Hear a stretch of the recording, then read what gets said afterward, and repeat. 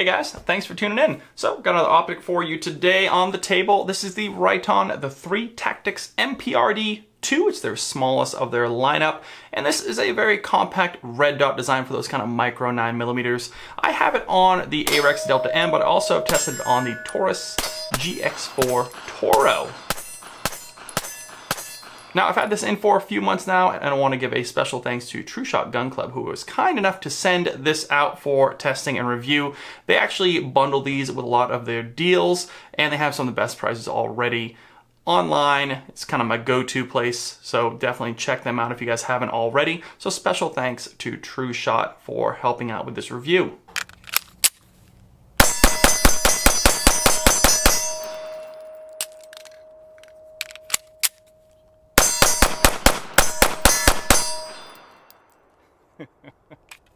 So what is this little small but mighty red dot? Well, I've had some time to mess around with it the last few months and really get a feel for it.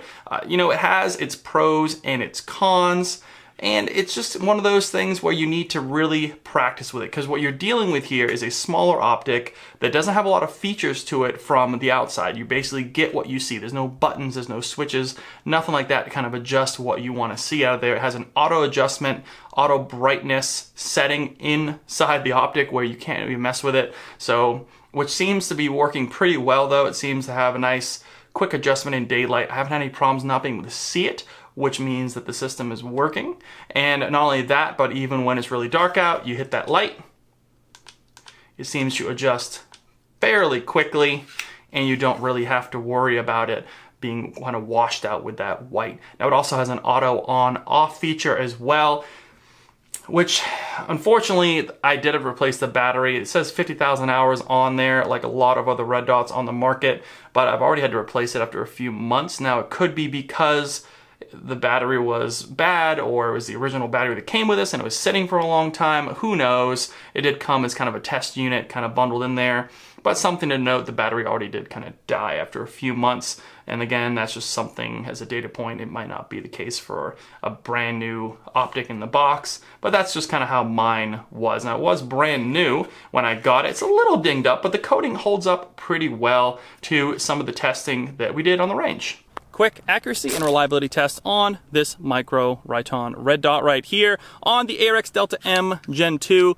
And I noticed a little roll pin trying to creep out on me on this AREX here, just after a few mags today. But put 10 rounds of paper, 7 yards, loaded up 2 mags, 5 rounds each, 9mm. I thought this was actually creeping off of its elevation and windage settings, kind of losing 0 there. But I don't know if that was really the case. I have a calculated kinetics plate on there now, which is a metal plate versus the polymer plate that came with this, which did flex and kind of cause some issues with zeroing. And then I also put it on the GX4, that Taurus that I reviewed, and that seemed to be all right until the plate kind of came loose as well. But this calculated kinetics is solid right there. So 5 rounds, hit just north of that group there, should still be zeroed. Let's see.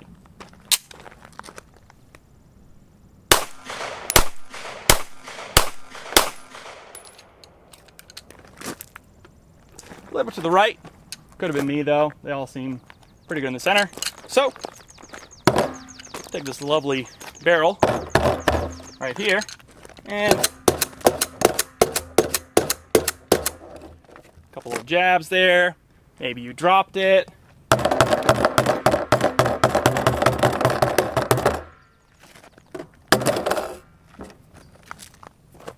Doesn't seem to be too scuffed up, mostly just the plastic bits from the barrel. All right, 5 more rounds.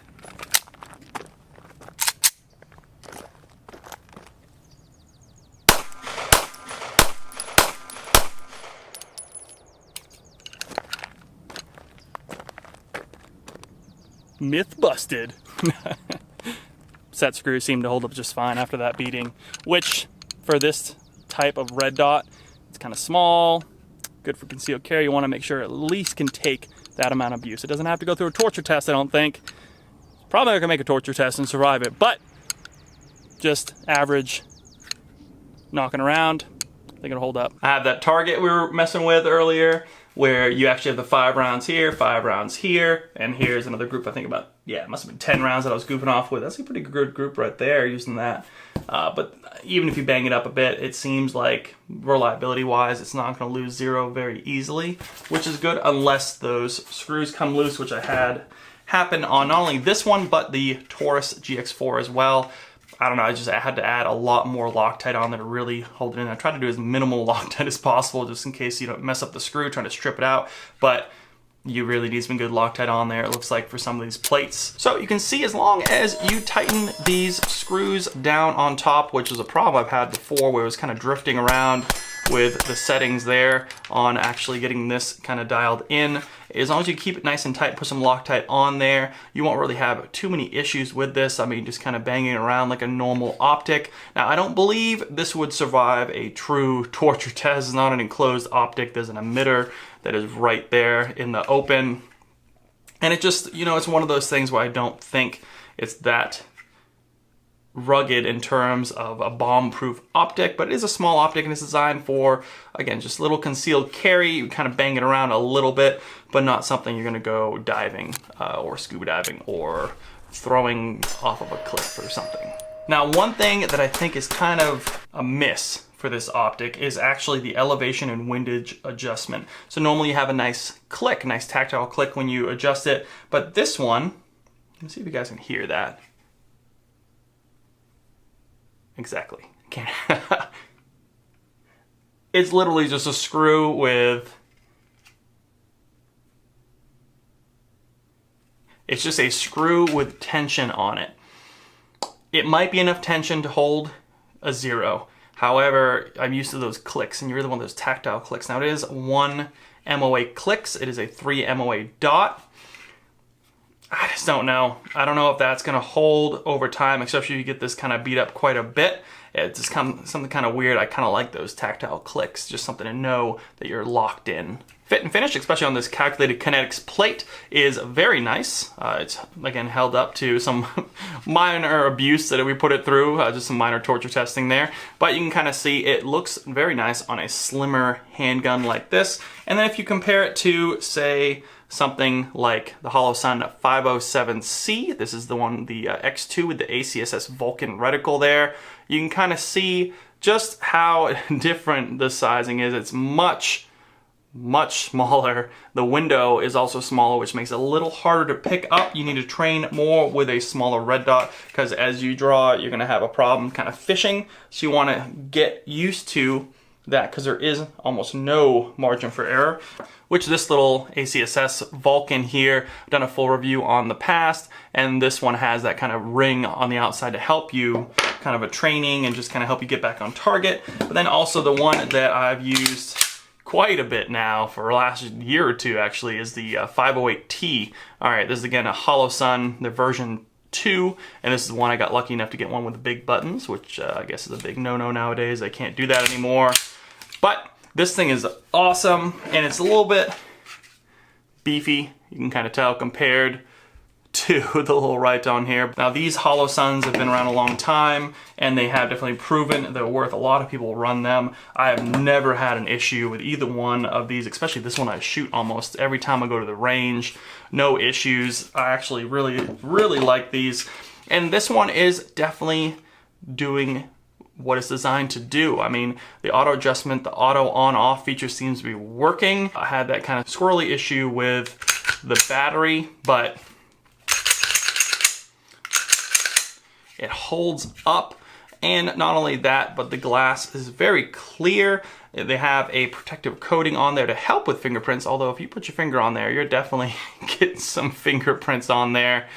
Easy to clean though. I mean, it's nothing too crazy there. You got that kind of reddish hue, orange hue to it. And again, it's just that smaller window. So something to consider when you're shooting this is to kind of make sure you're prepared to train quite a bit with this, because any of the smaller, the Shield RMSC, which is what this footprint is for, and same with this calculated kinetics plate on here, these footprints here, I mean, they're going to be a smaller window overall.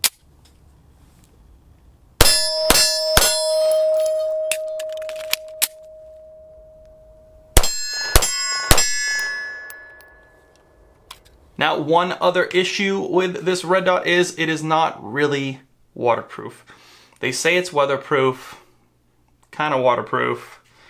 Problem is, this optic sits on this plate, and you notice there's no side screws or screws in here that would allow for a battery compartment or battery access. The battery is underneath the optic like a lot of other optics have, but what that means is if you submerge this in water, you're exposing that battery and all the electronics underneath it to some type of moisture. I'm sure you can kind of seal this up a little bit. In fact, this is very tight to the plate, so I don't know how much water would actually get in there, but just note, I don't trust it. Electronics with water, even if just a little bit of moisture gets in there, it's going to probably cause problems.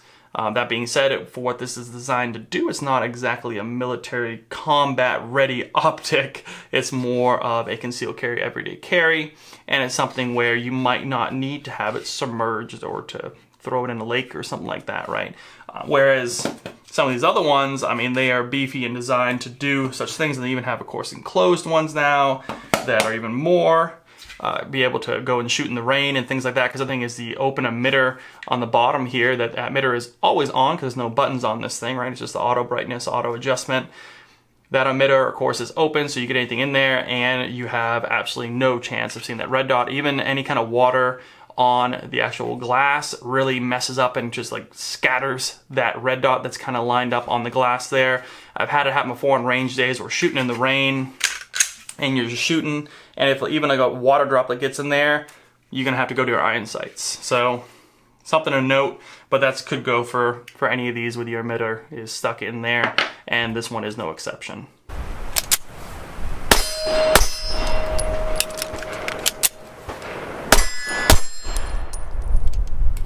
Now, screw access is very nice though. It goes right to the plate, 2 screws right there. Easy to access. You get a little bit more room there to kind of crank it down. No small holes. It's got about a medium size screw in there for the screw head itself. So it's not something, I've seen smaller on there. The small ones that take like something like this are super annoying because you really need to torque these down and get them nice and tight, right? So even I would actually prefer to see these screw holes be even bigger, like a larger hex key to actually utilize, because it's just something better to have a nice good grip on there, and really make sure you're not going to strip these, because that is the most annoying thing, is if you strip one of these and then you have to get that out of there. They seem to be decent hardware. I haven't stripped them yet. Been torquing them down on a couple of different handguns, and they seem to work.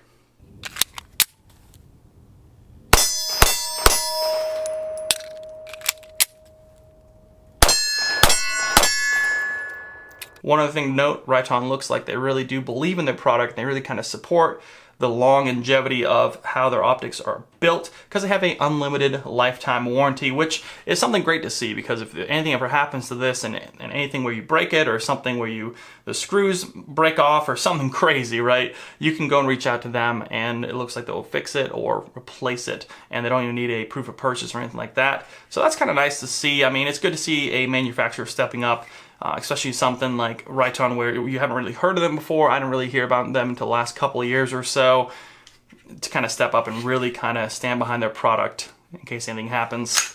You have a little more buyer confidence there.